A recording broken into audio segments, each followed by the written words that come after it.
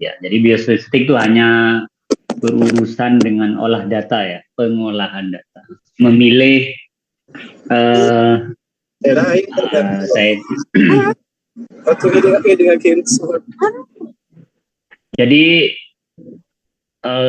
gimana ya memposisikannya demikian nih. Memposisikannya demikian. Misal sudah punya data penelitian, maunya diolah. Jadi, bentar ya, saya kasih gambaran nih sambil saya ketik di PowerPoint. Siap, Pak. Ini, oke, sip. Ada pertanyaan penelitian yang mengatakan bahwa apakah ada perbedaan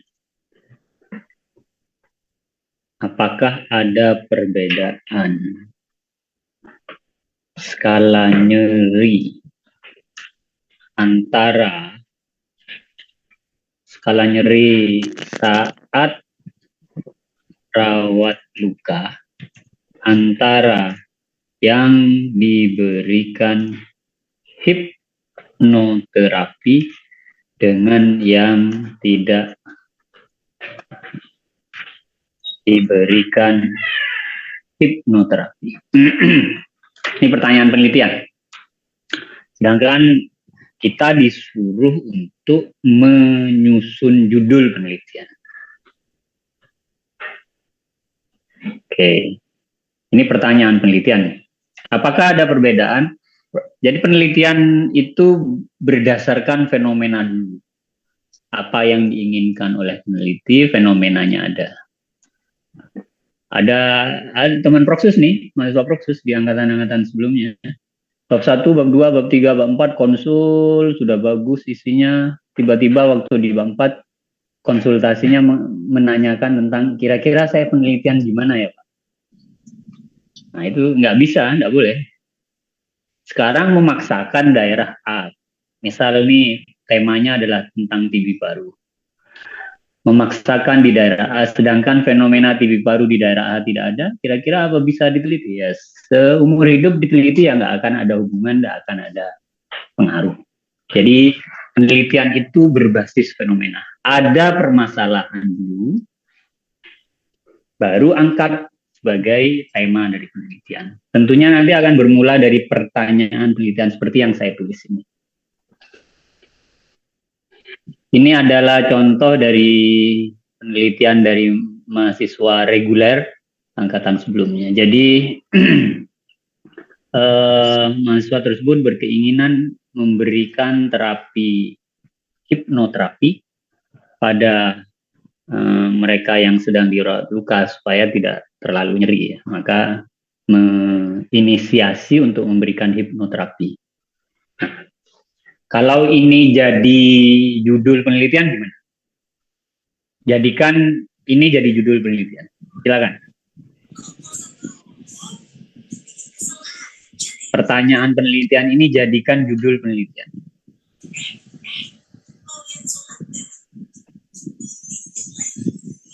Mohon izin, Pak. Siap. Pengaruh hipnoterapi terhadap penurunan skala nyeri pada pasien X di. Oke, pengaruh hipnoterapi terhadap skala nyeri rawat luka. Penurunan skala nyeri. Ya, oke. Penurunan ya, boleh, bisa nanti. Nah, di dalam judul ini sudah tampak ya. Kenapa memulainya dengan pengaruh? Nah, ini saya ingin sekalian memberikan clue-cluenya ya, atau kelaziman yang digunakan dalam penyusunan judul. Kenapa dimulai dengan pengaruh? Karena kita berpikir bahwa penelitian ini adalah penelitian dengan jenis intervensi atau Perlakuan. iya, memberi perlakuan. Sedangkan penelitian yang berjenis observasi, awalan kata judul dimulai dengan hubungan titik-titik. Dalam hal ini titik-titik ini adalah variabel X dan dengan. Nah, jadi ini clue-nya. Dengan titik-titik tentunya di sini adalah variabel Y. Nah, masuk ke metodologi, kita akan berbicara tentang desain. Kita akan bicara tentang desain penelitian. Sekarang, pada penelitian yang ini, yang saya beri warna kuning, kira-kira kita mau mendesain penelitian ini bagaimana? Karena ini metodologi ya, kalau biostatistik kita sudah punya data dan akan diolah menggunakan apa, itu biostatistik dibicarakan. Tapi sebelum data itu kita dapat, kita harus merencanakan bentuk penelitiannya akan seperti apa, cara memilih sampelnya bagaimana, cara merekapitulasi datanya seperti apa. Silakan. Kalau ini jadi judul penelitian kita akan membuat desainnya seperti apa. Silakan.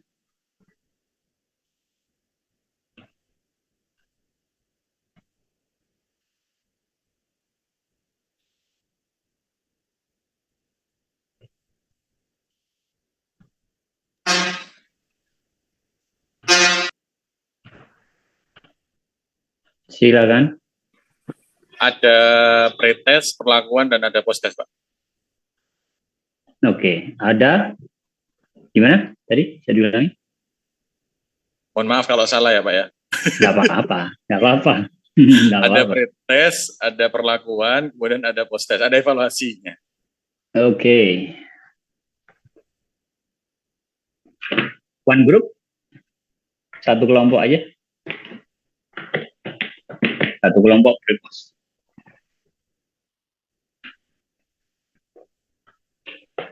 Satu kelompok pre, kemudian perlakuan, post. Oke. Kemudian ada permasalahan ketika kita membuatnya menjadi satu kelompok. Jadi misal tahapan rawat luka itu kan ada tahapannya ya. Mungkin pertama kita buka kasa. Kemudian kasanya karena lengket, mungkin disitulah nyeri muncul. Kemudian dilakukan pembersihan baik dengan NaCl atau betadine mungkin di beberapa SOP-nya untuk membersihkan di situ karena ada rangsangan kemudian dia mengalami nyeri. Di mana kita harus memasukkan intervensi hipnoterapinya, di posisi yang mana? Sebelum tindakan, Pak. Sebelum tindakan, maka kalau sebelum tindakan, nanti nilai nyerinya dibandingkan dengan yang mana? Perbandingan satu pasien sama pasien lain mungkin, Pak. Atau hari ini pakai hipnoterapi, pertemuan berikutnya tanpa hipnoterapi gitu, Pak. Oke, baik. Jadi berarti sudah mulai berpikir ya. Itu penting sekali penentuan desain itu untuk Chandra, mantap Pak. Untuk penelitian. Tapi bagus. Menurut saya sudah mengerti ya bahwa akan mendesain kalau misal ada penelitian seperti ini kita akan mendesain seperti apa. Jadi ya tadi Bapak Ibu jangan underestimate dengan kemampuan sendiri ya. Jangan-jangan karena sudah sekolah proksus dianggap sudah bekerja terus tidak ada keinginan atau merasa tidak mampu karena sudah sibuk bekerja, enggak. Ternyata juga masih banyak hasil penelitian dari teman-teman proksus itu SOP-nya dijadikan SOP di ruangan. Ternyata juga masih banyak teman-teman proksus yang kerja di puskesmas itu menghasilkan modul di puskesmas dan itu digunakan di tempat kerja. Jadi jangan underestimate dengan kemampuan diri sendiri. Jangan karena tiba-tiba karena sudah dianggap proksus, terus sudah bekerja, terus nggak ada kesempatan untuk melakukan penelitian yang baik dan benar. Jadi itu, maka pembelajaran tentang desain ini sangat dibutuhkan. Oke, kembali ke yang tadi. Jadi kalau satu kelompok kita akan kesulitan untuk memilih respondennya. Kita akan kesulitan untuk mengukur skala nyerinya ya, karena tahapan rawat luka itu satu kesatuan. Tidak bisa kita potong tengah. Jangan-jangan setelah hipnoterapi kita tinggal bungkus dengan kasa dan plester ya, bukan karena hipnoterapinya yang berpengaruh, tapi memang karena sudah tahapannya tidak ada yang menstimulus nyeri. Artinya bahwa penurunan skala nyerinya bukan karena hipnoterapi, masih ada faktor lain. Oleh karena itu berarti kita tidak mungkin untuk membuatnya satu kelompok saja. Sehingga pilihan dari Mas Chandra tadi 1 hari menggunakan tanpa hipnoterapi, kemudian hari berikutnya menggunakan hipnoterapi, itu tidak mungkin kan. Kenapa? Karena masing-masing kondisi akan berbeda ya.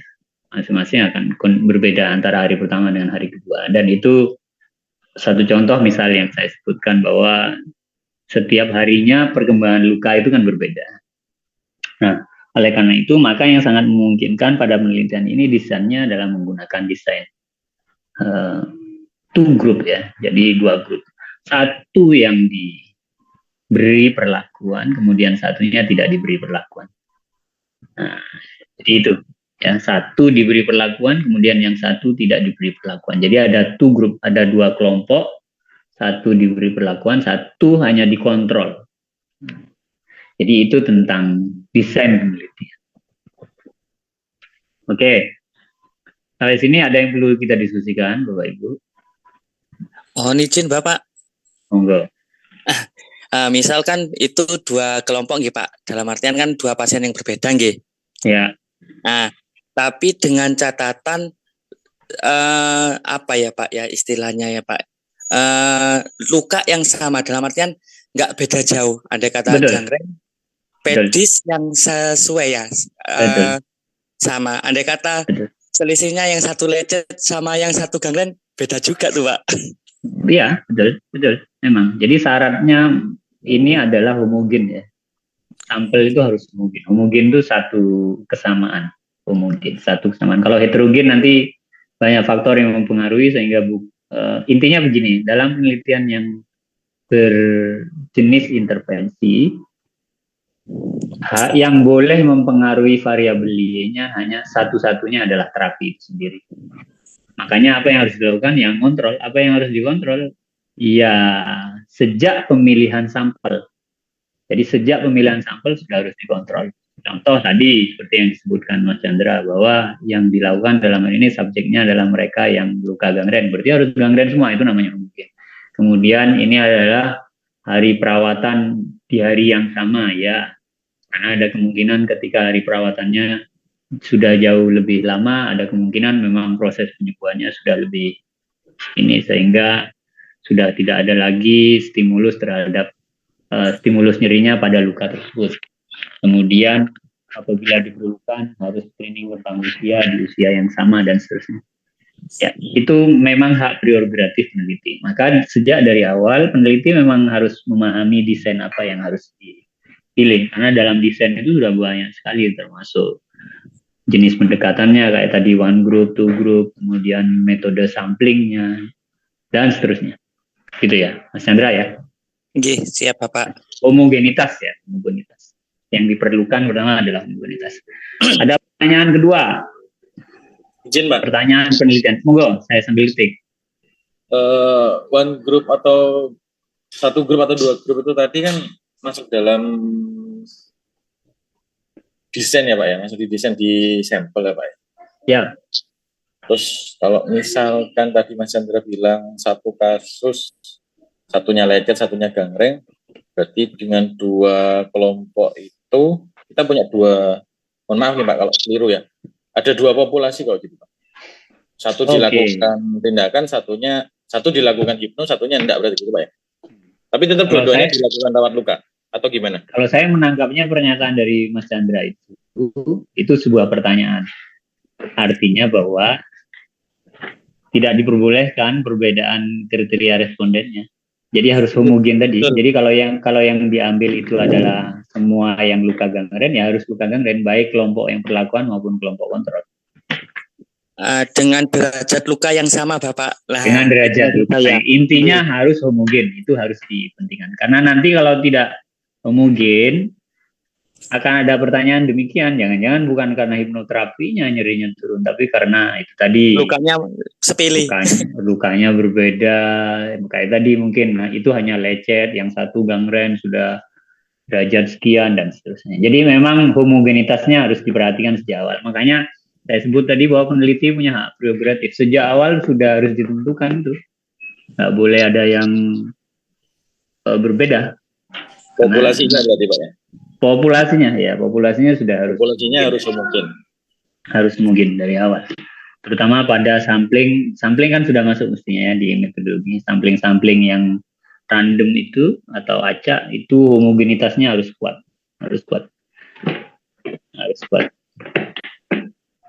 Itu ya. Saya buat pertanyaan penelitian kedua. Apakah ada perbedaan kejadian BBLR pada ibu yang rutin ANC dengan yang tidak? Ini pertanyaan penelitian ya. Berdasarkan apa pertanyaan itu muncul? Fenomena. Mungkin Bapak Ibu melihat fenomena di daerahnya kok banyak sekali ya di sini.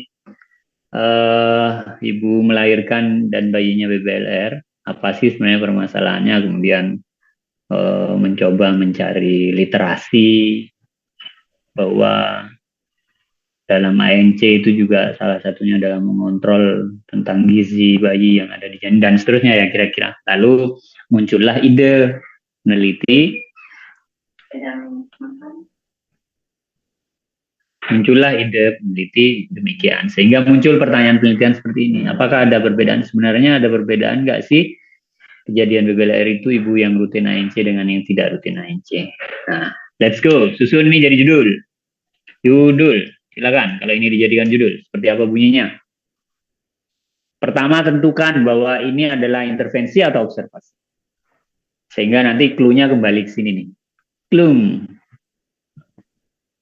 Jadi kalau intervensi diawali dengan pengaruh, kata tengahnya terhadap, kemudian kalau penelitian observasi, tentukan dulu, kalau itu observasi, maka lazimnya menggunakan kata hubungan dan kata tengahnya adalah dengan. Silakan.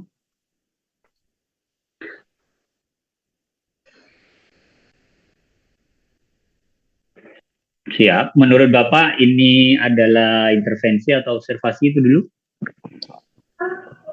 Observasi. Oke. Yang setuju observasi Pak Hendri. Pak Fajri sendiri gimana?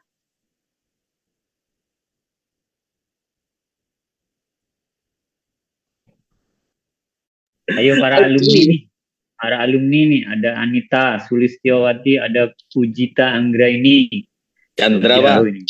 Izin Chandra. Pak. Sudah jawab tadi saya. Chandra sudah. Izin Pak. Izin, Sinten yang izin ini? Chandra. Saya Pak Martina. Oh Martina, oke, monggo Martina. Martina Aida. Saya pakai ini yang Martina. Observasi hubungan. Observasi, oke. Maka kalau jadi judul gimana? Hubungan, fenomena, perbedaan. Fenomena. Kenapa ada fenomena? Oh, ini tadi fenomena Pak. Fenomena alam.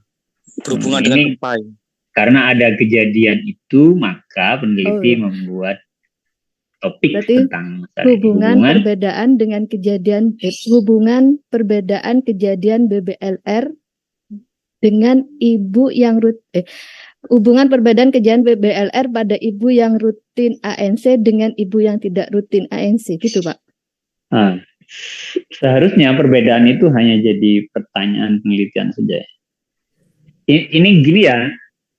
Izin Pak. Sebentar, maksud saya demikian. Bahwa menyusun judul aja kita cukup kompleks ya. Banyak yang harus dipertimbangkan. Bagaimana mungkin kita tiba-tiba datang membawa judul 3, 4, 5 pada saat bimbingan. Mengerti ya? Maksud saya ngerti ya, Bapak Ibu ya? Insya Allah Pak. Ya, jadi Agak itu rumit yang dikit. ya, jadi judul itu hanya susunan kata saja. Yang terpenting adalah fenomenanya harus ada. Jangan sampai bab 1 sampai bab 4 sudah tersusun, waktu mau menentukan tempat bingung. Berarti kan selama ini penelitian itu disusun tidak berdasarkan fenomena. Lalu apa yang mau hendak kita selesaikan dari penelitian itu? Kan itu pertanyaannya. Sehingga karena judul itu hanya susunan kata, yang lebih penting di dalamnya adalah tentang fenomena dan apa yang ingin dihasilkan dari penelitian itu. Nah, itu ya. Jadi kalau ini observasi jelas. Martina, Aida betul. Lalu kemudian kita susun menjadi judul seperti apa harusnya. Nah, di dalam judul itu perhatikan unsurnya. Jadi harus ada variabel X, harus ada variabel Y. Kalau itu dua variabel. Silakan. Hubungan ANCT rutin dengan kejadian BBLR. Oke. Atau ini ya, kerutinan ANC dengan kejadian BBLR. Oke. Setuju? Yang lain? Setuju, Pak. Masukan? Nah, ini artinya begini ya. Persetujuannya itu tentang penentuan yang mana variabel X, yang mana variabel Y. Pastikan bahwa variabel Y itu variabel yang terdampak. Jadi kejadian BBLR itu tidak mungkin ada kejadian BBLR tanpa ada penyebab sebelumnya. Maka kerutinan ANC ini yang kita jadikan sebagai variabel X, variabel penyebabnya. Sedangkan kejadian BBLR adalah variabel terdampaknya atau variabel Y-nya. Oke, setuju? Sudah, demikian ya tentang masalah penentuan judul. Oke. Jadi lalu kemudian judul tersebut, penelitian ini, seumpama ini jadi judul penelitiannya kita, maka kita akan membuat desainnya seperti apa. Silakan. Desain penelitiannya akan bagaimana ini nanti, penelitian ini akan didesain seperti apa, metodenya bagaimana. Kita tidak bicara tentang pengambilan datanya, tapi desain. Karena desain itu menentukan samplingnya, menentukan teknik pengambilan data menggunakan instrumen apa, kuesioner atau pakai lembar observasi dan seterusnya. Nah, desainnya dulu.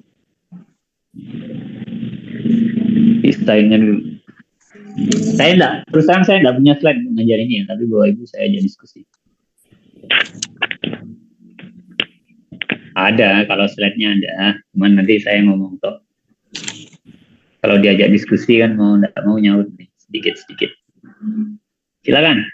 Mungkin siapa nih yang Bu Silmia kelas D? Ada? Sedang nuang apa itu? Silakan Bu. Bu Silmia, silakan Bu. Kelas D ini mana ya kelas D? Situbondo kah? Kota Probolinggo. Bilang silakan Bu Silmia. Mungkin ini Bu, desain. Kalau ada hubungan rutinan ANC dengan kejadian BBLR, mau kita jadikan desainnya seperti apa nih? Silakan. Ada desain. Mungkin kalau desainnya rata-rata tentang korelasi ya, karena ini mencari hubungan. Lalu kita akan menggunakan pendekatan desainnya bagaimana? Siapa tadi Pak? Bu Silmia. Ada? Tidak ada.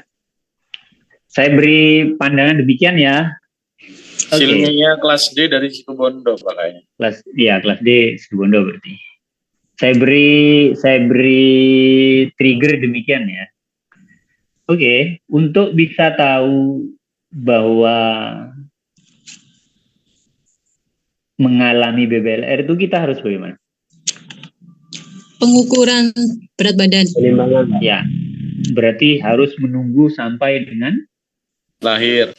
bayi itu lahir, setuju. Ya. Menunggu 9 bulan. Iya. iya 9 bulan. Kuliah Oke. Apakah Bapak Ibu punya cukup waktu untuk itu? Tentu saja tidak. Tidak. Jawabannya tidak. Lalu kemudian apakah itu tidak boleh diteliti atau tidak bisa diteliti? Bisa. Bisa. Tapi karena kita terbatas waktu. Nah, ini misal nih sudah males nih merubah tema, tapi kok masa iya nunggu 9 bulan ya, kapan mau wisudanya gitu kan kira-kira? Pakai wawancara Pak sama kuesioner. Yang di variabel Y-nya ini yang kita urus kok. Kapan kita bisa tahu dia bisa BBLR? Kan tentunya kalau bayinya sudah lahir iya. Data, Pak. Iya. Nggak ada urusan sama alat ukur. Nah, ini urusannya dengan desain, Bapak Ibu, adik-adik, mas-mas, mbak-mbak. Jadi urusannya ini dengan desain. Ada pilihan cross seksional, di mana dua variabel tersebut harus diukur dalam satu waktu yang sama. Kira-kira memungkinkan mengukur tentang rutin ANC-nya dan mengukur kejadian BBLR-nya? Kalau waktu yang sama belum tentu dapat ibu melahirkan. Tidak, bukan belum tentu, tidak yang ada. Iya. Iya, kita dari mana tahu kalau dia rutin ANC? Tentunya kan setelah menyelesaikan rangkaian ANC, toh? Iya, dari buku merah. Maka tidak mungkin kan kalau ini cross seksional. Iya. Desainnya ya, bukan penelitian yang tidak mungkin. Maka ada pendekatan desain namanya retrospektif. Nah, di dalam retrospektif ini cari terlebih dahulu bayi yang BBLR. Lalu kemudian retro menanyakan bagaimana dulu riwayat ANC-nya. Itu demikian. Itu desain ya Bapak Ibu, itu desain penelitian. Jadi banyak penentuan desain penelitian itu tergantung kebijakan dari para peneliti. Oleh karena itu desainnya harus dipahami dulu. Jadi sama-sama judul, sama-sama menggunakan desain utamanya cross analitik korelasi, yaitu menganalisis hubungannya, bisa menggunakan pendekatan desain yang berbeda. Contoh dalam judul yang kita bahas barusan ini, tidak bisa cross seksional karena dua variabel itu belum bisa kita nilai. Kenapa? Karena ada yang belum selesai, baik variabel X-nya maupun variabel Y-nya. Artinya ada kohort misalnya menunggu penelitian yang sangat lama sekali ya, salah satunya untuk menunggu kejadian ini. Tapi konsep desain penelitian itu memberikan beberapa alternatif pendekatan desain. Seperti contoh retrospektif ini sering digunakan untuk mempercepat hasil penelitian. Artinya maka dari itu fenomena tentang BBLR-nya harus ada dulu, terutama pada retrospektif itu. Jadi cari dulu siapa keluarga yang punya bayi BBLR saat itu, lalu kemudian ditanyakan bagaimana dulu riwayat ANC-nya. Sehingga nanti dua-duanya akan terjawab. Tidak cross seksional, tapi retrospektif. Nanti dua-duanya akan terjawab. Jadi seperti itu ya, Bapak Ibu ya. Oke? Iya, Pak. Baik. Ya, Pak. Siap. Lagi. Ada lagi.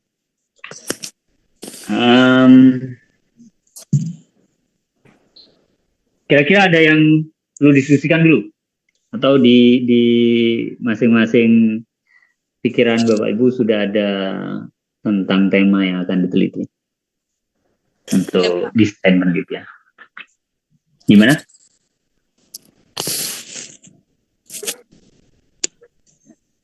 Silakan. Kalau ada? Halo? Oke, Pak. Ya. Silakan, Martina Aida, mungkin ada yang perlu diskusikan. Kalau yang tadi pakai bayi BBLR itu berarti penelitian tadi ditanya dicari dulu yang bayi BBLR toh Pak nggih. Betul. Kita kan tahunya nanti kalau pas posyandu berarti itu satu kecamatan apa satu ya. Kalau satu desa kan biasanya ada berapa posyandu gitu. Kalau cari sampel 10 kayaknya enggak mungkin deh Bu, Pak. Tapi kalau satu kecamatan itu mungkin bisa. Gitu tak Pak? Oke. Pertanyaan itu terkait dengan jumlah minimal sampel. Jadi dalam penelitian itu ada jumlah minimal sampel. Oleh karena itu kita tidak boleh sembarang menentukan fenomena. Contoh, dari 100 kakak yang ada di sebuah kampung, ada 5 orang yang mengalami diare. Lalu kita angkat itu sebagai penelitian. Apakah jumlah itu sudah memenuhi syarat untuk diangkat sebagai sebuah fenomena? Belum. Tidak, Pak. Belum. Karena itu tidak bisa dijadikan. Kenapa? Karena hanya ada 5 dari 100. Artinya belum memenuhi syarat. Itu ya dia sedang diare biasa kali. Tapi kalau dari 100 orang, 90 orang yang mengalami fenomena tersebut, maka itu bisa kita angkat sebagai sebuah fenomena penelitian. Jadi pertanyaannya Mbak Martina Aida itu berkaitan dengan masalah itu. Sehingga tadi itu intinya yang penting adalah fenomenanya harus ada dulu. Contoh jumlah minimal sampel yang diperlukan penelitian korelasi itu 30. Minimal ya, bukan harus 30 ya, tapi minimal. Kenapa bukan harus? Karena kita lihat populasi. Kalau di sebuah komunitas ada 321 orang penderita diabetes. Nah, menurut pembelajaran minimal 30. Terus Bapak Ibu memaksakan untuk ngambil 30. Maka 30 ini tidak bisa mewakili populasi. Sehingga hasil dari penelitian 30 orang ini nggak bisa dibuat keputusan untuk 321 orang. Contoh tadi itu, penelitian BBLR tentang kerutinan ANC. Dalam satu desa ada kejadian 321 BBLR. Kemudian kita sebagai peneliti hanya ngambil 30 dari 321. Hasilnya ternyata nggak ada hubungan. Oke, kalau begitu buat keputusan. Nggak perlu repot-repot ANC. Kenapa? Karena dari hasil penelitian saya, yang mengalami BBLR itu bukan karena ANC. Bayangkan. Nah, jadi seperti itu. Kenapa? Kita tidak boleh mengeneralisasikan karena 30 orang ini tidak mewakili populasi. Terlalu kecil. Nah, maka ada rumus namanya rumus sample size. Sample size ya. Rumus sample size. Besaran jumlah sampel. Ya, harus dicari sekian persen dan seterusnya. Maka misal ketemu, ini perkiraan saya kemungkinan akan ketemu adalah 298 orang. Dengan 298 orang, maka 298 orang ini sudah cukup mewakili populasi yang ada. Sehingga hasil dari penelitian responden 298 orang responden ini, hasilnya bisa digeneralisasikan karena sudah cukup mewakili populasi. Jadi itu, maka kesimpulannya adalah ketika hasil penelitian kita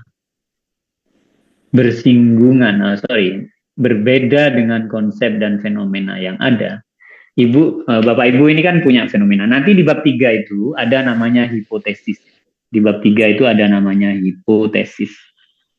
Hipotesis itu, hipo itu lemah atau rendah, tesis itu pernyataan. Jadi Bapak Ibu bab 3 itu diminta untuk membuat pernyataan sementara. Kira-kira menurut penelitian ini akan ada hubungan, akan ada pengaruh, tidak ada hubungan atau tidak ada pengaruh. Disuruh buat kita, wajib itu. Berarti kita harus nyimpulkan, H1 Pak, ada hubungan. Disuruh buat dulu kita.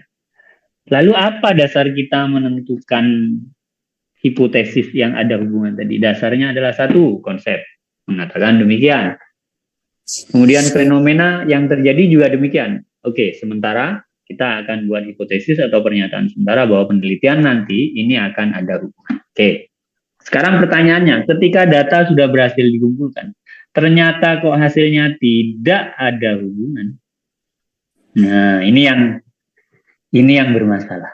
Kenapa?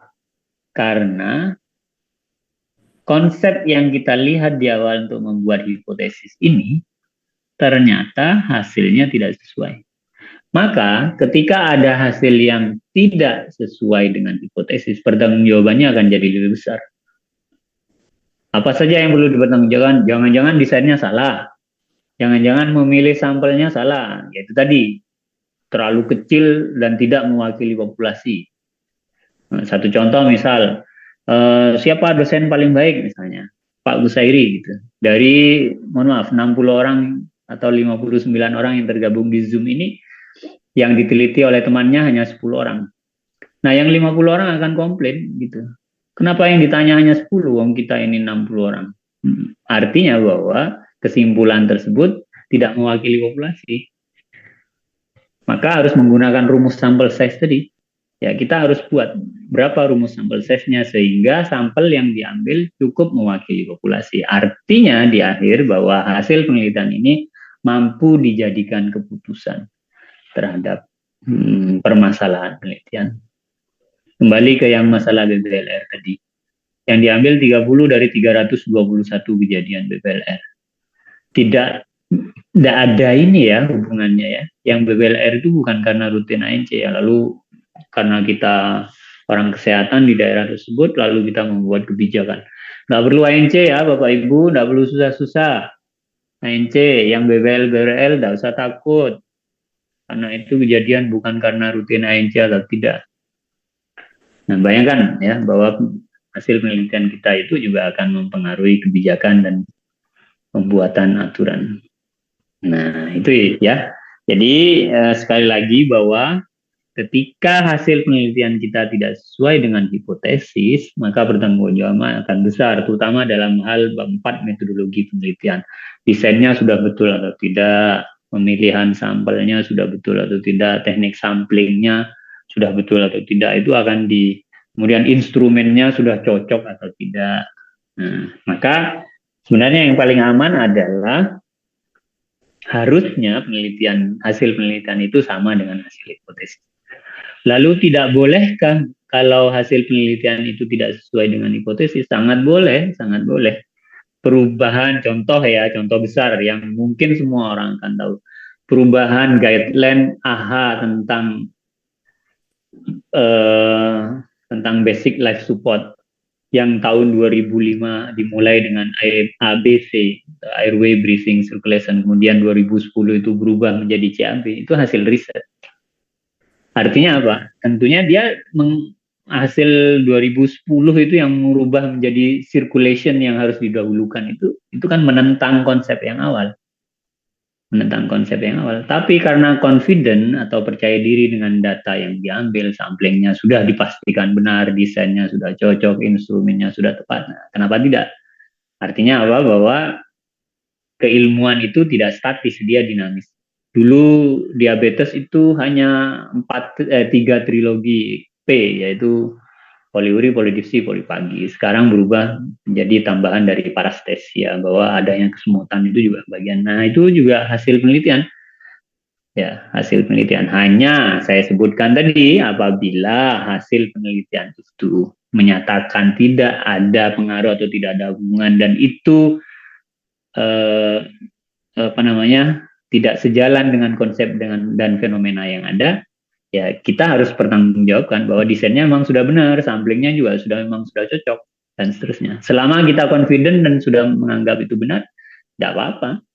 Berarti itu keterbaruannya. Ya tadi yang saya sebut, mungkin nggak akan berubah menjadi CAB kalau tidak ada riset dari 2005 sampai dengan 2010 untuk guideline AHA PLS itu.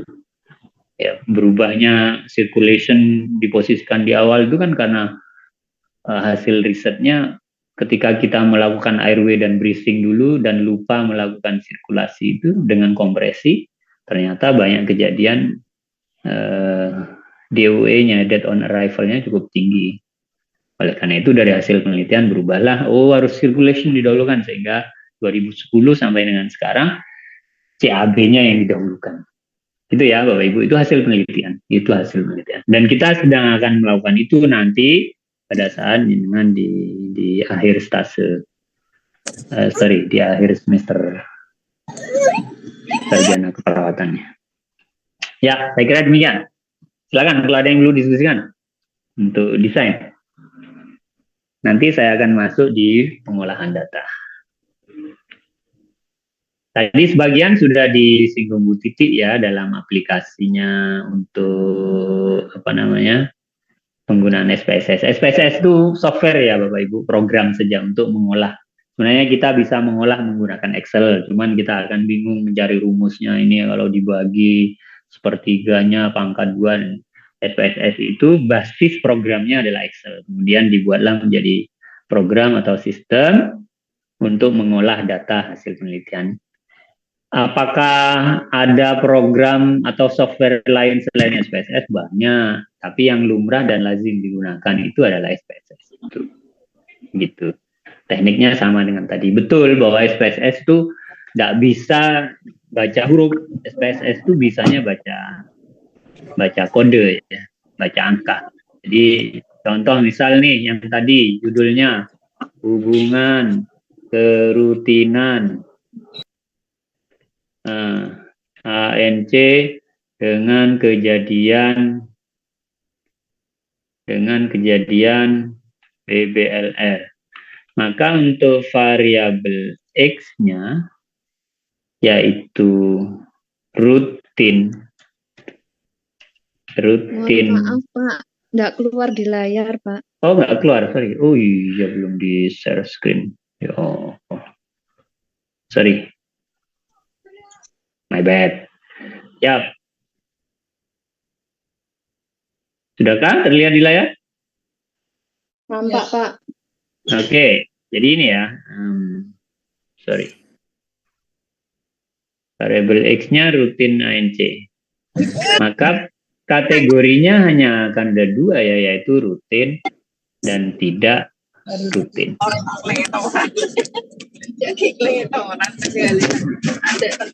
Oke. Rutin dan tidak rutin. Bolehkah kita memasukkan kategori setengah rutin? Bisakah? Tidak boleh Pak. Tidak boleh. Kenapa kok tidak boleh? Nah, maka yang menyebutkan boleh tidak boleh itu konsep. Contoh misal, Bapak Ibu metodologi penelitian dapat A, kemudian dapat B, dapat C. Kemudian kita tiba-tiba membuat kategorinya sebelum B menjadi di sini, sebelum B di sini menjadi B+ misalnya. Nah, ini kategori penilaian. Maka kita harus buat, kalau A itu sementara A nilai itu di atas 79, baru dapat A. Kalau kita B di atas 68. Lalu kalau kita buat kategori B+, ya kita harus tanggung jawab. Kriterianya apa ya sehingga masuk B+. Sehingga kalau kita mau buat setengah rutin, indikasinya apa kita sebut setengah rutin. Misal 4 kali ANC dalam satu masa kehamilan. Jadi trimester 1, trimester 2, trimester 3 ANC yang wajib, 4 itu yang insidentil misalnya. Kita sebut rutin kalau dia melakukan keempat-empatnya. Kita sebut tidak rutin kalau kurang dari 4. Lalu kalau kita mau mengadakan kategori setengah rutin, ya kita harus tanggung jawab. Responden yang seperti apa yang kita kategorikan setengah rutin? Apakah melakukan 3 kali dari 4? Kita sebut setengah rutin. Berarti yang tidak rutin, kita bisa sebut di bawah 2 kali. Selama melakukan 3 kali dari 4 kali, ini berarti dia masuk di posisi itu. Jadi harus tanggung jawab. Nah, siapa yang mengatakan boleh tidak boleh? Konsep. Bullshit kalau kita penelitian nggak pakai konsep. Buktinya kita memasukkan setengah rutin ini aja kita harus tanggung jawab besar. Sehingga membuat kategori setengah rutin ini. Gitu ya. Halo? Ya, Pak. Ya, Pak. jadi itu dalam penelitian itu yang terpenting adalah itu. Semuanya harus berbasis konsep. Contoh lagi. Ya, tadi salah satunya adalah penelitian ini.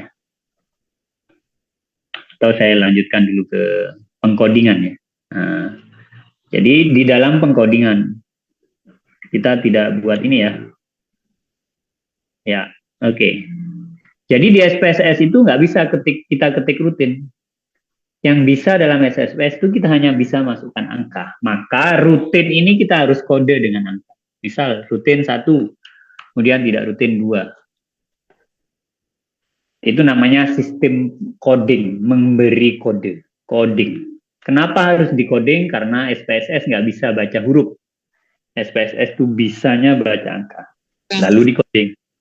Jadi kalau ada pertanyaan, Pak, kok yang rutin dinilai 1, yang tidak rutin dinilai 2, banyakan yang nilai 2, banyakan yang tidak rutin dong Pak secara angka. Tidak ya, coding dalam hal ini tidak bermakna apa-apa.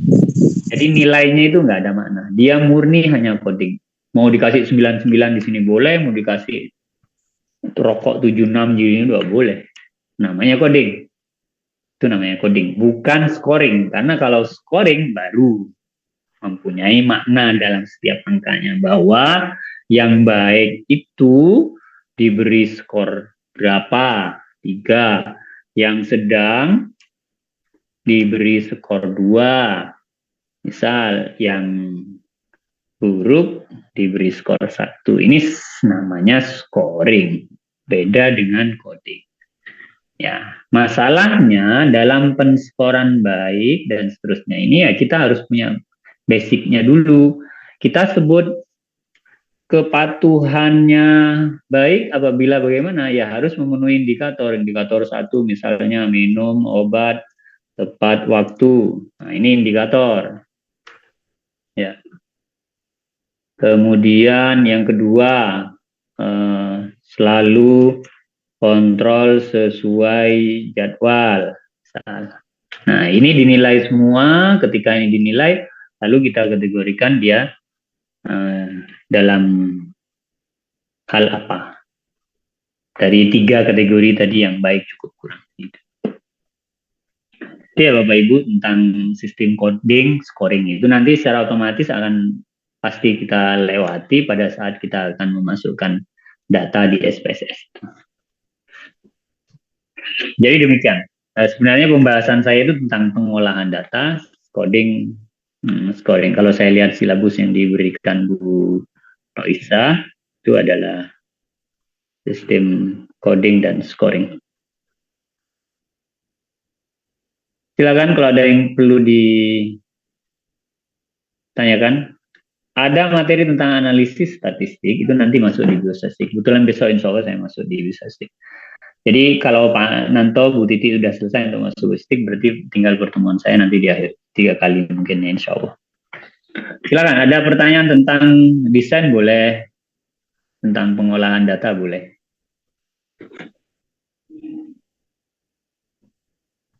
Halo?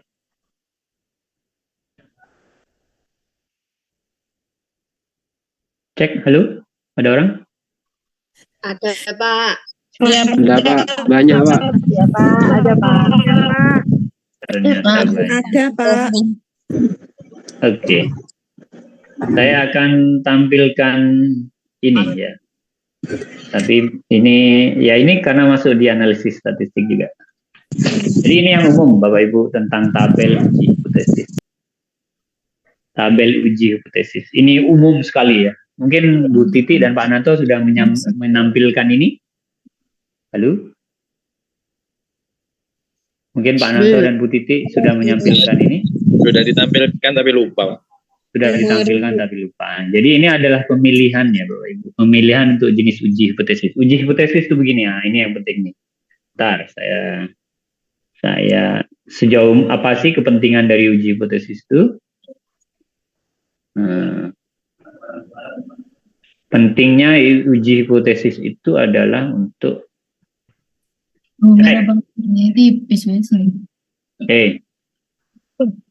Iya.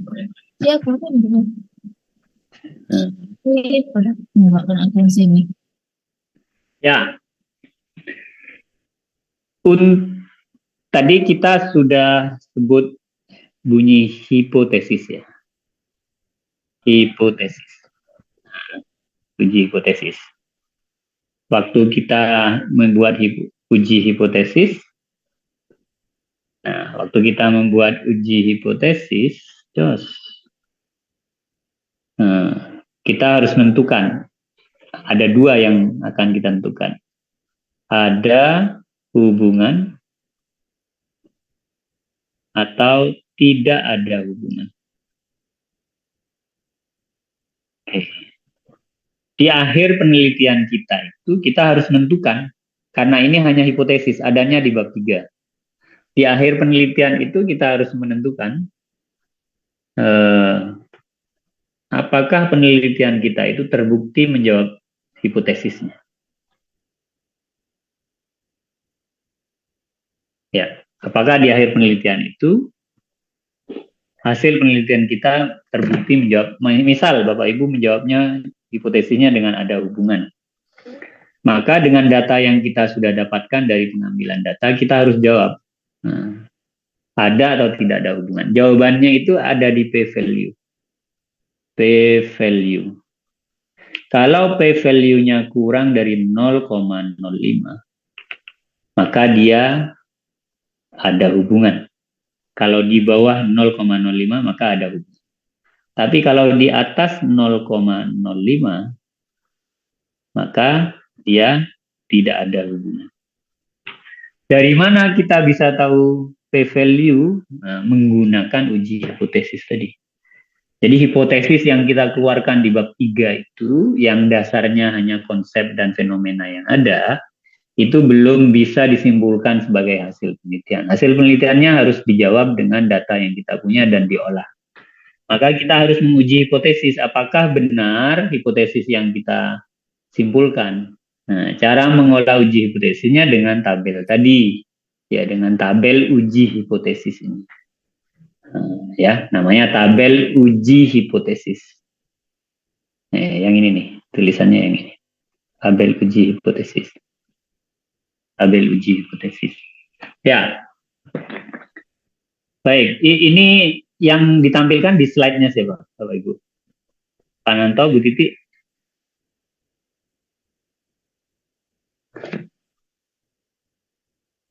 Halo? Ya, Pak. Tabel ini ditampilkannya di siapa?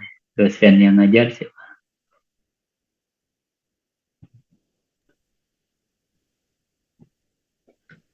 Dua-duanya kayaknya Pak. Pak Nanto sama Bu Titi.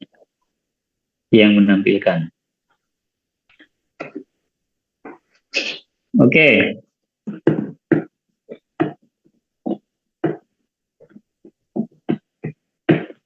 Ya. Sudah dipelajari tentang skala data, numerik, dan kategori?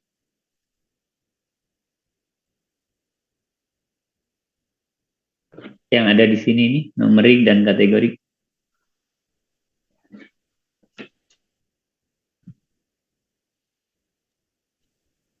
Sudah. Oke, jadi skala data numerik itu bagaimana?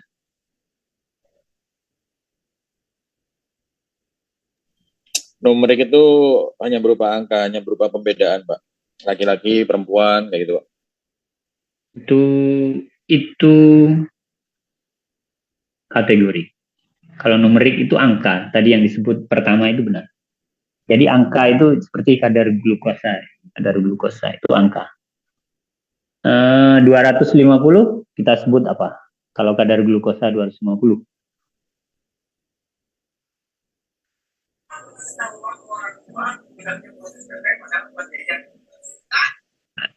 Halo? Gimana Pak? Kalau glukosa dengan kadar 250 Hiperglikemi. Hiperglikemi. Ada yang hasilnya 461, kita sebut apa? Hiperglikemi tinggi. Iya. Lalu apa bedanya yang 250 dengan 461. Cuma angkanya aja, Pak. Paling lebih gede. Iya, maka dari itu nggak bisa itu dikategorikan. Oh, Guys. Jadi penjelasannya demikian ya. Sorry, saya stop share. Saya buat demikian ya. Makanya Bapak Ibu harus stay on screen ya. Oke. Pre nih judulnya tentang skala nyeri. Sebuah terapi untuk menyelesaikan nyeri. Supaya Bapak Ibu tahu ya penggunaan kategorik dan numerik. Ini masuk di desain. Oke. Skala nyeri itu ringan, sedang, berat. Oke. Kemudian ringan itu 1 sampai 3. Demikian ya kira-kira ya. Kemudian sedang itu 4 sampai 7. Kemudian berat itu 8 sampai 10. Sampai 10. Oke.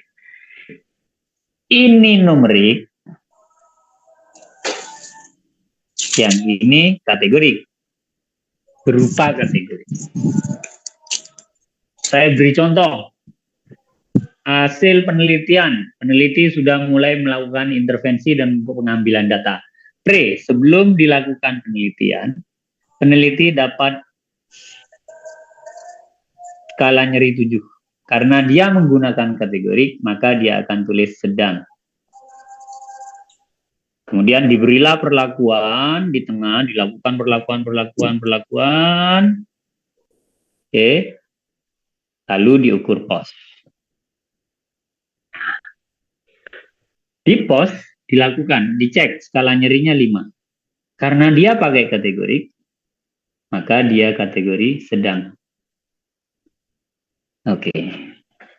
Pertanyaannya sekarang, kalau kita menggunakan kategorik sedang saat setelah dilakukan intervensi juga masih di sedang, statistik itu membaca ada perubahan atau tidak? tetap, Pak. Tetap, ya. Padahal secara numerik 7 ke 5 itu ada perubahan tidak? Ada. Ada. Nah itu kebijakan peneliti. Kapan kita mau? Selama dalam konsep disediakan kategorik dan numerik, maka peneliti dibutuhkan kebijakan untuk memilih itu. Karena kalau peneliti hanya tetap mengkategorikan sedang, mengambil kategoriknya, skala datanya, tanpa menghatikan numerik, maka penelitiannya tidak dianggap sebagai ada perubahan. Kenapa? Karena dia masuk dalam kategori sedang, setelah diintervensi pun masih kategori sedang. Padahal secara numerik ada beda angka yang signifikan dari 7 ke 5. Itu yang terpenting. Bisa dipahami ya Bapak Ibu sampai sini ya? Cek. Alhamdulillah nyantol. Mencoba Oke. memahami, Pak. Wajib. Karena nanti penelitian demikian. Makanya dalam uji hipotesis ini yang diminta pertama harus membedakan ini. Siapakah yang menentukan penelitian itu menggunakan skala data numerik dan kategorik? Ya peneliti. Peneliti yang harus bijak. Kapan harus gunakan gitu? Kalau mau dianggap bahwa intervensinya nggak ada hasil, ya pakai pertahankan kategoriknya. Tapi kalau kita harus bijak terhadap hasil penelitian, ya pakailah numerik. Makanya tadi yang saya sebut, kalau kita mau pakai hiperglikemi 250 dengan yang hasilnya 461, nggak ada beda. Gitu ya, maksudnya ya.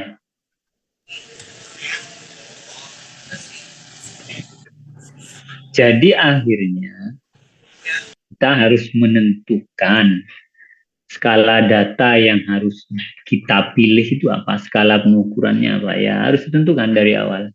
Selama disediakan oleh konsep, kita bisa memilih mana kategorik atau numerik yang akan kita pilih untuk ditentukan sebagai skala datanya. Silakan, kalau ada yang perlu kita diskusikan. Ini adalah tabel uji hipotesis, yaitu jenis uji apa yang harus kita teliti untuk menjawab hipotesis di bab 3 yang sudah kita tentukan. Apakah hasilnya akan ada hubungan atau tidak ada hubungan, tergantung tabel ini.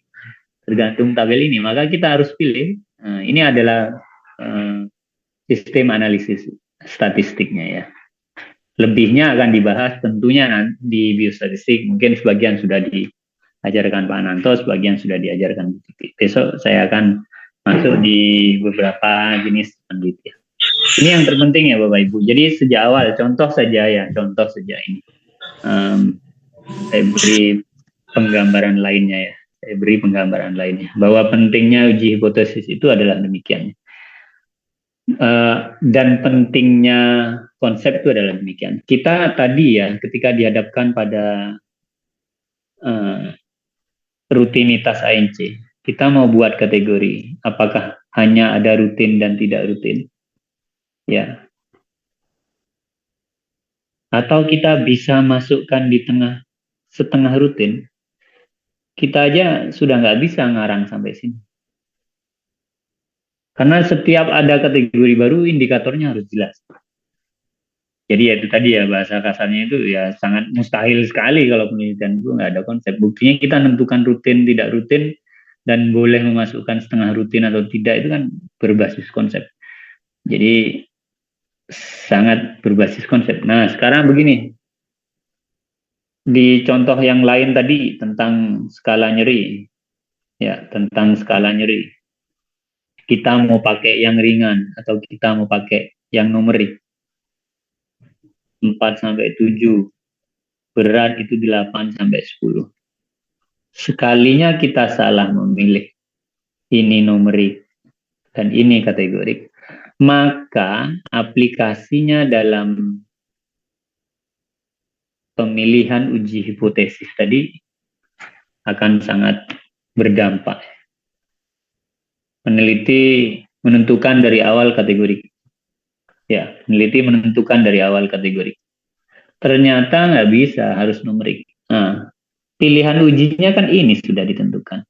Tapi karena kita dari awal sudah salah menentukannya, maka itu akan begini. Pertanyaannya, kalau kita memilih ini yang seharusnya diuji dengan ini, hasilnya bisa beda enggak? Kalau berbeda, lalu dampaknya apa? Kalau berbeda, dampaknya ini. Yang seharusnya p-value di bawah 0,05, tapi ternyata kita salah memilih uji hipotesisnya, ternyata p-value-nya di atas 0,05. Seharusnya ada hubungan, karena salah pilih jenis ujinya, hasilnya jadi tidak ada hubungan. Itu, saya mencoba menggambarkan seberapa pentingnya kita harus memahami tentang pemilihan uji hipotesis. Karena itu tadi, Pak, katanya tadi boleh aja Pak, hasil penelitian tidak ada hubungan. Boleh.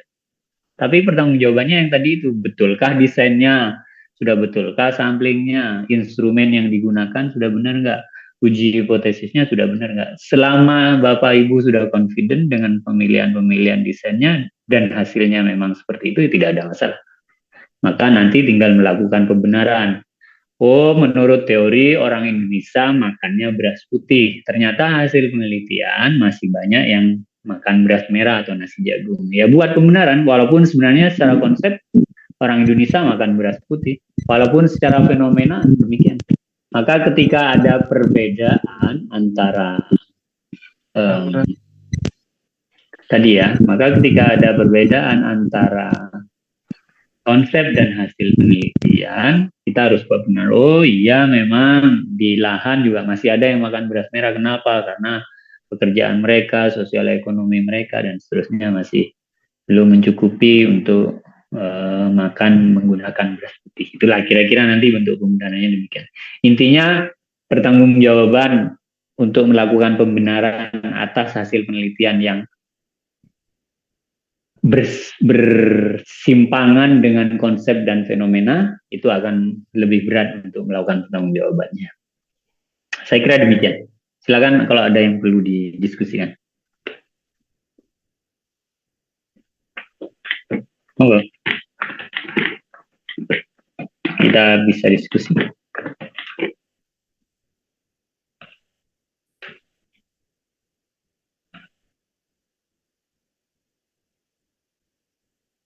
Adakah yang perlu dan bisa kita diskusikan? Mungkin ada yang sudah punya pandangan tentang penelitiannya.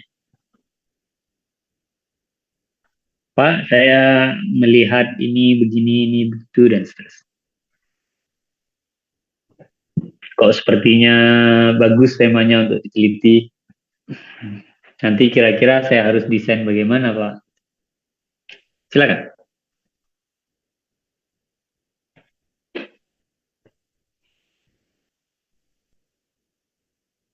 Ada? Masih mencoba memahami, Pak.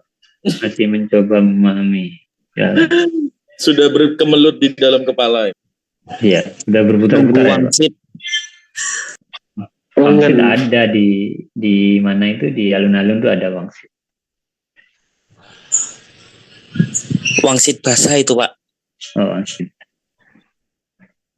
Silakan. Ayo Mas Chandra, monggo Mas Chandra. Mas Hendri, ini kelas B mana ya, Mas? Kota. Hadir kota, Pak. B. Kota Probolinggo, Pak. Mantap. Paling rame, paling gila, Pak. Hendrik terutama. Kok iso aku loh? Silakan. Kota. Kalau kelas C kabupaten ya, kelas D Situbondo, B, C, D ya betul. Nah, kita punya kelas E, kelas Pasuruan. Kelas A Pasuruan, Pak. Kelas A itu Lumajang. Kelas A Lumajang. B itu kota, C itu kabupaten Probolinggo, D itu Situbondo. Kelas E Pasuruan. Silakan Mas Hendri, mungkin ada apa yang bergejolak di dalam kepala itu, mungkin apa dan seterusnya.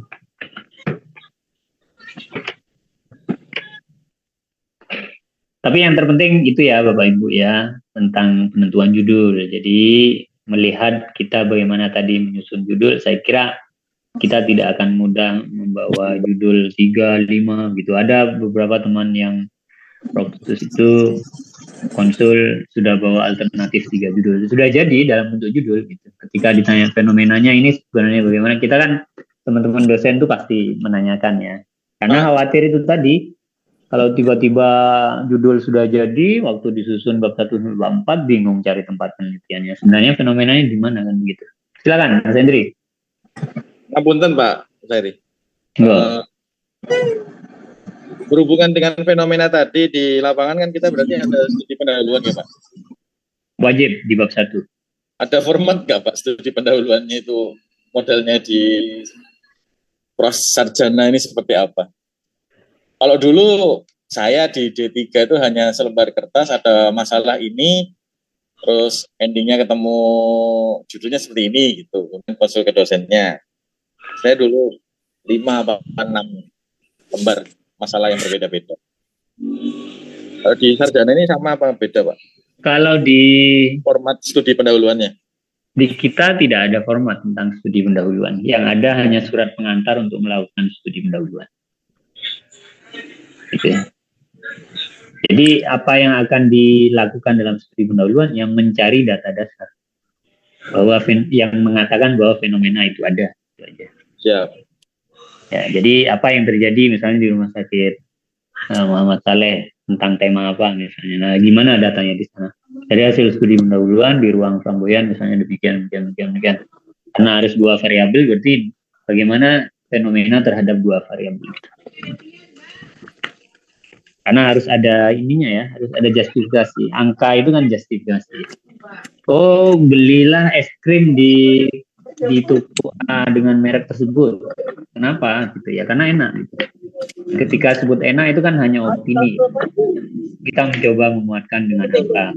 Dari 100 orang yang masuk di toko itu dan es krim tersebut, ternyata 80% 80 orang mengatakan enak. Itu justifikasi. Pembuktiannya ya Pak ya. Pembuktiannya secara angka. Data-data. Secara angka. Nah, pembuktian secara angka. Karena 2 variabel minimal untuk strata S1 itu harus 2 variabel minimal lebih ya wajib 2 variabel, jadi X dan Y. Kalau D3 kan hanya 1 variabel yang sifatnya studi kasus saja ya. Bagaimana sih ya peran orang tua dalam mengasuh anak misalnya, itu hanya 1 variabel. Tapi kalau strata S1 apakah peran orang tua itu mempengaruhi perkembangan psikologis anak? Nah, berarti peran itu menjadi variabel penyebab, psikologis anak itu menjadi variabel terdampaknya. Jadi itu perbedaannya. Nah, maka ketika studi pendahuluan, kampus akan mengeluarkan surat pengantar studi pendahuluan untuk mencari justifikasi atau angka yang mendukung terhadap adanya fenomena tersebut, sehingga dipentingkan untuk melakukan penelitian atas hal tersebut. Makanya tadi yang saya sebut, ketika bab 1, bab 4 sudah tersusun, terus ada mahasiswa yang kebingungan masih untuk menentukan lokasi penelitiannya, pertanyaannya adalah dia kemarin menyusun tema itu berangkat dari masalah apa?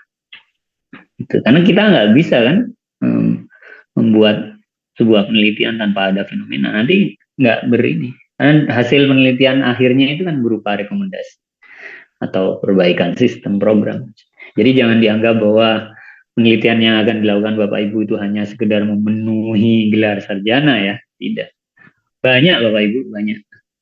Teman-teman di mana di Waluyo itu ada yang hasil penelitiannya SOP-nya dipresentasikan di bidang diklat, kemudian dijadikan SOP di ruangan. Ada yang modul di puskesmas seperti yang tadi saya ceritakan, ada yang dijadikan sebagai protap, ada gitu, ada. Jadi yakinlah bahwa ketika penelitian itu dilakukan dengan benar, kita pasti percaya diri. Jadi ketika diminta untuk presentasi hasil penelitian, ya kita confident sekali untuk menyampaikan itu. Gitu ya. Maka tadi kembali kesimpulan awal, jangan underestimate dengan kemampuan masing-masing. Jadi jangan berpikiran bahwa penelitian ini hanya sekedar memenuhi syarat itu, tapi pastikan bahwa penelitian itu nanti ada dampak dan ada guna pasca penelitian itu selesai. Saya kira demikian ya Bapak Ibu. Jadi tentang metodologi penelitian, desain, pengolahan data itu lebih ke arah tentang tadi itu, melakukan uji analisis secara statistik untuk menjawab hipotesis yang kita sudah tentukan. Ada hubungan atau tidak ada hubungan, itu berdasarkan hasil penelitian. Nah, yang ini tadi, yang P value harus di bawah 0,05. 0,05 ini adalah 5% ya, dari sampel. Jadi kalau sampelnya 100, hanya boleh ada 5 orang, tidak boleh lebih dari 5 orang, yaitu di bawah. Nih, yang ya contoh tadi itu ya, kalau kerutinan ANC tadi. Jadi hanya ada boleh 5 orang dari 100 yang BBLR, tapi dia rutin ANC. Kita kan beranggapan ya bahwa yang BBLR itu rata-rata adalah mereka yang tidak rutin ANC. Ternyata ada 5 orang yang BBLR walaupun dia rutin ANC. Maka itu kan berbeda dengan ini. Nah, 5 orang ini masih ditoleransi dalam konteks 0,05 ini. Selama tidak lebih dari 5 orang, maka selama tidak lebih dari 5 orang dari 100 orang, maka penelitian itu akan tetap dianggap sebagai ada hubungan. Ada hubungan atau tidak ada hubungan, tergantung konteksnya. Kita melihatnya dari yang positif atau negatif. Pak, tanya Pak. Ya. Mohon izin ya Pak. Ya. Penelitian studi kasus boleh apa enggak ya Pak? Studi kasus itu 1 variabel loh Mas. Perlakuan, pengaruh apa terhadap apa pada tuan A gitu Pak. Oke, itu sudah bukan studi kasus ya. Kalau studi kasus itu yang dalam ranah pendidikannya itu ya sifatnya hanya mengetahui gambaran atau deskripsi satu masalah. Jadi kalau sudah masuk di pengaruh itu nanti konteksnya sudah analitik korelasi ya, karena mencoba menghubungkan atau mencari pengaruh antar dua variabel. Jadi tidak hanya sekedar mencari gambaran atau deskripsinya saja. Kalau studi kasus itu kan demikian. Itu Mas Hendri. Boleh, Pak. Ya, kalau judul yang jenengan tadi sebut bahwa pengaruh apa terhadap apa, boleh sekali. Itu kan sudah bivariat ya, minimal dua variabel. Itu kan endingnya itu terhadap tuan X atau tuan Y atau nyonya A atau nyonya D gitu, Pak. Oke, nggak boleh. Betul ya, nggak boleh. Nggak boleh ya, Pak? Nggak boleh kalau hanya satu orang. Ya, itu tadi yang saya sebut fenomena, nanti nggak ketemu. Studi kasus saja ada batas minimal sampel ya. Bagi penelitian. Tadi yang saya sebut ya, minimal sampel itu 30 untuk penelitian korelasi. Tapi itu pun 30 bukan kewajiban harus 30 ya. Tetap harus melihat populasinya. Kalau populasinya banyak ya nggak mungkin kita ambil 30. Kasih, Pak. Siap. Siap. Judul gugur. Coret. Tinggal tambah responden aja Mas. Jadi nanti pengaruh A terhadap B misalnya pada pasien ini di ruang ini. Berarti ketika bunyi di ruang ini kan semua yang masuk dalam ruang itu dalam kurun waktu tertentu dengan kriteria yang sudah ditentukan akan menjadi sampel. Pak, izin tanya, Pak. Silakan. Ya, terkait penelitian ini, terkait tema sama judul itu kata-katanya apa? Harus pengaruh sama hubungan, Pak? Saya sebut lazimnya ya, lazimnya demikian. Lazimnya demikian. Bukan itu yang mutlak, tapi lazimnya demikian. Artinya ketika kita bunyi lazim, setiap permulaan kata judul, maka orang semua akan berpikir, karena lazimnya orang menggunakan itu, semua orang akan berpikir bahwa penelitian itu adalah penelitian intervensi. Jadi misal ketika kita menggunakan dampak, diawali dengan kata dampak atau efektivitas mungkin. Boleh. Efektivitas itu membandingkan dua intervensi. Umumnya demikian. Lazim ini saya bicara lazim ya, bukan masalah mutlak benar atau tidaknya. Tapi lazimnya demikian yang digunakan. Jadi efektivitas itu intervensi juga membandingkan dua terapi terhadap satu keberhasilan variabel Y-nya. Boleh, nah tinggal nanti konteksnya seperti apa itu. Makanya tadi itu judul itu kan hanya susunan kata ya. Makanya kita pakai tidak ada pedoman mutlak untuk itu, tapi kita berdasarkan kelaziman yang digunakan oleh halayak umum. Tapi yang terpenting adalah pertanyaan penelitiannya atau fenomenanya mau kemana dulu. Baru kemudian kita susun nih judulnya harus seperti apa. Cara pengaturan panduan penyusunan judulnya itu tadi menggunakan bahasa lazim yang digunakan. Gitu, Mas Guntur.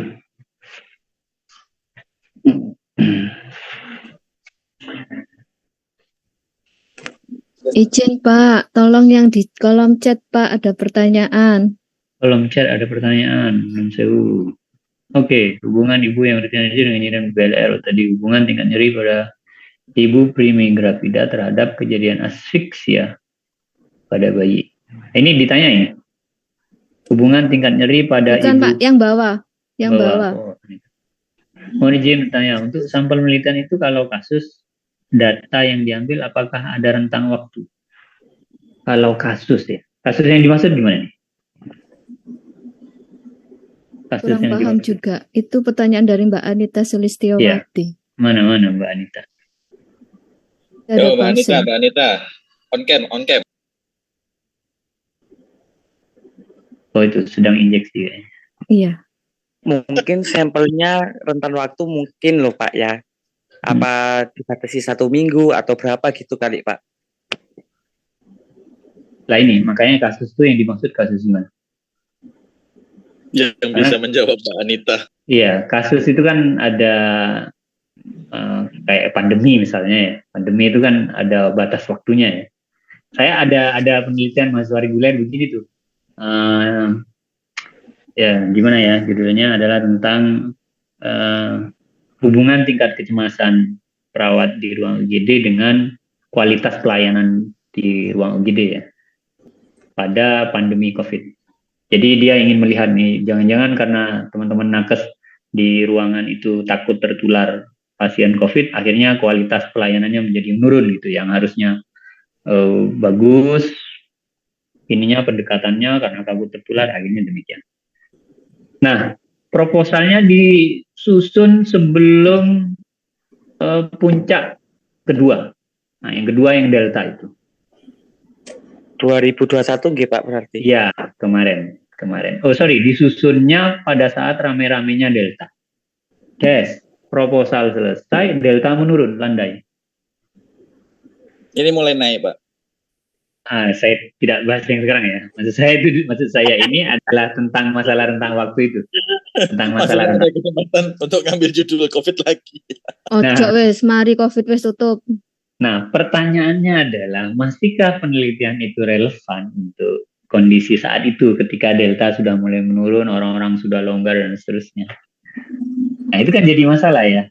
Jadi penelitian yang sifatnya terhadap kasuistik yang berentan waktu itu harus diperhatikan waktunya. Karena bisa jadi penelitian itu sudah tidak relevan lagi. Kenapa? Karena fenomenanya sudah hilang. Kita akan susah nyari respondennya, kita akan susah nyari fenomenanya. Lagi mana mereka akan cemas, sudah menganggap bahwa COVID sudah tidak ada. Seperti itu ya. Jadi fenomenanya harus disesuaikan. Ya. Jadi ini yang saya ingin tanyakan, kasus ini berhubungan dengan apakah ada rentang waktu. Ini Bu Anita ini kayaknya nggak di.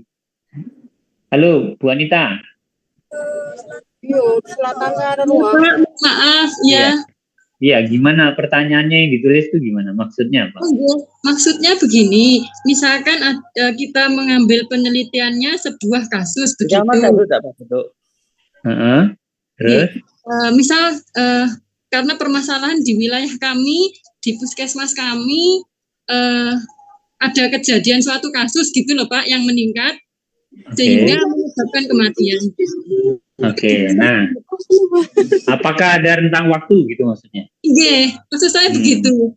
Karena jadi jawabannya itu pastikan bahwa proposal itu sampai tersusun dan selesai itu sebelum fenomena kasus itu menghilang. Karena kalau fenomenanya sudah tidak ada, ya penelitiannya nggak relevan lagi.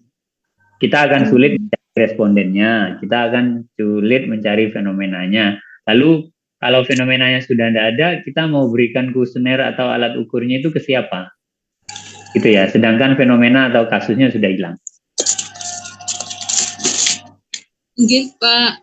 Ya, gitu ya. Jadi kalau kasuistik berdasarkan waktu, jadi hati-hati kapan kita kira-kira pada saat proposal itu sudah selesai, sudah ready untuk pengambilan data, kira-kira fenomenanya atau kasusnya masih ada atau tidak. Kalau diperkirakan sudah tidak ada, ya kita berarti mempersulit diri ya. Nah, maka akan sulit lagi untuk ya. Tadi contohnya itu membuat penelitian pada kasus COVID di mana kasus COVID-nya sudah mulai melandai, penderitanya sudah tidak ada, lalu kita mau Ada tapi Pak. Hah? Masih ada ya. Saya orang awam, nggak ada sudah dah. Meningkat Ya, lagi. itu contohnya ya Bapak Ibu ya. Terlepas di lahan seperti apa ya, kita harus menyesuaikan. Silakan. Ini yang ada judul Bu Leli ini, hubungan tingkat nyeri pada ibu Brimika Frida terhadap kejadian asfiksia pada bayi. Oh, nah gimana Bu? Bu Leli ada? Ini menarik untuk dibahas nih. Contoh demikian. Hubungan rutin mengganti oli sepeda motor dengan kejadian ban meletus. Silakan, ada komentar dengan judul ini? Hubungan rutin mengganti oli dengan kejadian ban meletus. Ada komentar dengan judul ini? Nggak nyambung Pak. Nggak nyambung. Ya, nggak nyambung. Nggak nyambung. Jadi sekarang kita coba perhatikan judul ini ya. Saya tidak tahu ini nyambung atau tidak. Saya hanya memberi gambaran bahwa penelitian itu harus punya direct impact. mempunyai. Jadi Pak, mengganti oli fenomenanya kan ada, iya. Ban meletus ada, iya. Ada, dua-duanya ada. Tapi apakah fenomena itu nyambung atau tidak? Enggak. Gitu. Jadi tingkat nyeri pada ibu primi gravida terhadap kejadian asfiksia itu kira-kira nih pakai rasional, nyambung atau tidak? Tingkat nyeri pada ibu primi gravida. Jadi kalau dia, kenapa? Tingkat nyerinya berat, yang terjadi apa kok bisa dihubungkan dengan kejadian asfiksia? Enggak nyambung. Gimana? Bu Leli yang tanya. Bu Leli ada? Bu Leli ada sih orang. Bu Leli tidak tanggung jawab nih, habis nulis pergi nih. Iya Pak, ada tindakan di ruang Iya, Pak. ICU Pak. Gimana Bu? Yang ini Bu, Nyongop lah. dengan tingkat nyeri pada ibu primi gravida dengan kejadian asfiksia. Nyerinya di mana nih Bu? Nyeri waktu sedang hamil atau nyeri pada saat infartu atau gimana Bu?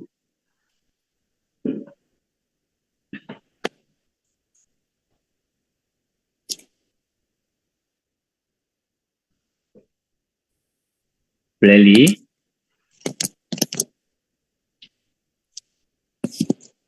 Bu Leli? Siapa? Iya. Gimana? Kan jenengan nulis nih, hubungan tingkat nyeri pada ibu primi gravida terhadap kejadian asfiksia pada bayi. Ini maksud penelitiannya seperti apa, Bu? Tuh, keluar Bu Leli. Sinyal kayaknya, Pak. Sinyal, oke. Jadi itu ya Bapak Ibu, termasuk begini nih, ada teman Proksus yang membuat penelitian ini nih. Pengaruh edukasi terhadap penurunan kadar glukosa. Pengaruh edukasi terhadap penurunan kadar glukosa. Bisa diteliti? Halo? Ya Pak. Oke, bisa. Tapi dia hubungannya demikian. Ya, jadi dia masih demikian hubungannya. Maka nggak mungkin serta-merta setelah kita beri penyuluhan lalu kadar gulanya menurun. Mungkin tidak? Enggak juga sih Pak, pasti bertambah. Enggak. Karena ada B. Tentunya setelah diedukasi, pengetahuannya berubah, maka perilakunya berubah. Jadi sebenarnya yang memberikan pengaruh edukasinya atau perubahan perilakunya? Perilaku. Iya, ini nggak direct impact kalau begini nih, nggak bisa diteliti. Pak, ada hasilnya kok Pak. Nah, pasti hasilnya bukan karena edukasi itu. Nggak ada orang hanya diberitahu terus dia misalnya diem aja, tapi kadar gulanya berubah. Mungkin berubah, iya, tapi bukan karena faktor edukasinya, tapi karena faktor lainnya. Jadi jangan sampai seperti itu ya Bapak Ibu ya. Syaratnya harus direct impact. Kita bisa teliti edukasi terhadap perubahan perilaku atau perilaku bla bla bla bla dengan penurunan kadar glukosa. Jadi tidak boleh A langsung ke C, nggak bisa. Tidak ada konsep yang mengatakan demikian bahwa setelah pengetahuannya membaik lalu kadar glukosanya otomatis turun, nggak ada. Pasti dia berubah dulu sikapnya atau perilakunya baru berdampak pada penurunan kadar glukosa. Hati-hati ya, banyak yang demikian. Ini teman Proksus nih mahasiswa dari Situbondo ada yang demikian. Lalu saat ujian proposal akhirnya diganti judulnya setelah ujian proposal. Ya karena nggak bisa kalau dipaksakan demikian. Pasti turun kadar gulanya bukan karena edukasinya, karena hal lain. Bisa dipahami ya Bapak Ibu? Oke, baik. Saya kira cukup untuk pertemuan ini. Kalau sudah sebentar Pak, di foto dulu Pak, absen. On dulu kamera. Foto dulu. Titipan soalnya Pak. Nah, Mbak Martina harus screenshot ya? Iya. Oke. Mbak, aku tak ganteng dikit. Oh, aku ganteng kayak mau aja. Wes rek, selesai kah? Foto itu Mbak Tin. Wes ya, siji, loro, telu. Boleh sate. Memang ada syarat ya kalau foto harus on cam ya. Boleh sate. Ya, Pak, dari Bu Raisa. Oh, Hitung. iya. Isi gara-gara Martina itu. Guys, Apa sih rek? Kok aku? Terus Mbak Martina dhewe enggak on cam. itu kok Iya. on cam wis dosa kakean ngomong.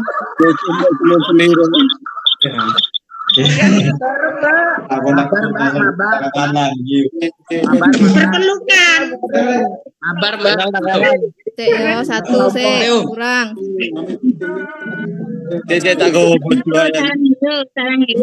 Loro sik, diluk rek yo.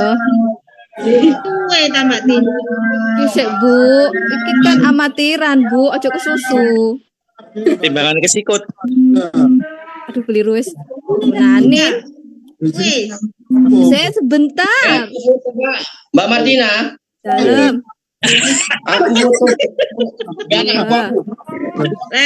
Saya dua kali saya sing telur. Lihat telur rek. 2. Mbak Yeni. 1, 2. Yuk, mari Mbak. Berapa? Sudah ta Mbak Tin. Sudah selesai. Sudah. Terima kasih. Baik, Bapak Ibu sekalian, saya kira demikian. Kita lanjutkan di pertemuan-pertemuan berikutnya. Yang lebihnya mohon maaf. Assalamualaikum warahmatullahi wabarakatuh. Waalaikumsalam warahmatullahi wabarakatuh. Baik, terima kasih. Saya Assalamualaikum. Assalamualaikum.